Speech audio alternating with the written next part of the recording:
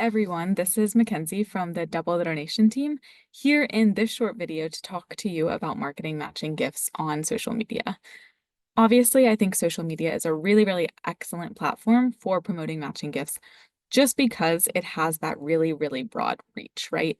With I think 78% of donors being unaware of their matching gift eligibility, using social media to reach a lot of those donors can significantly boost awareness and drive participation in those programs.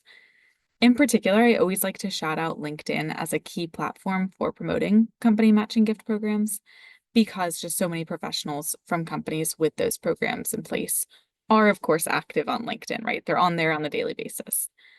Of course, though, you might be wondering what should you consider when marketing matching gifts on social media and kind of how can you maximize your efforts. So that's what we're going to do today. We're going to dive into some highlights from our recent workshop to find out. In terms of the different social platforms, I know you may be wondering where to kind of focus your efforts. Think about your current donor base and where they're most active. If you have a younger demographic of donors, maybe Instagram is where you want to focus those efforts at first. If your donors are slightly older and more active on Facebook, maybe you want to expend your energy there at first. But I did also want to explicitly call out here that LinkedIn is a really great place to focus your efforts as well. We know that many professionals that work for these companies with matching gift programs might be active on LinkedIn. So this is a really targeted place to put that information out. You can ask your followers to see if their company has a program, share the content with their colleagues who are likely in that LinkedIn network. So definitely a lot of great opportunity here for you to expand your reach and get that exposure that you're looking for. Of course, like I said, you do want to think about where your donor base is active, but I wanted to be sure that we didn't overlook LinkedIn as a really valuable avenue. And of course, Facebook is valuable as well.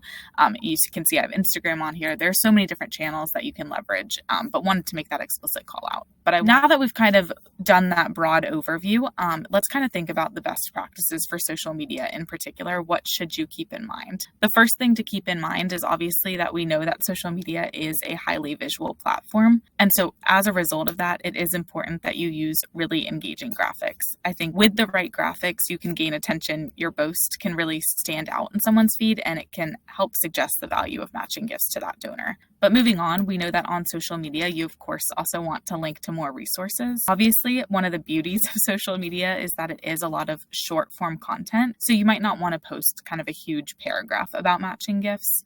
But if one of your supporters sees a matching gift post or matching gift graphic like we were just talking about, maybe they have a follow-up question or two. And so you want to be able then to guide them to the resources they would need to get that question answered.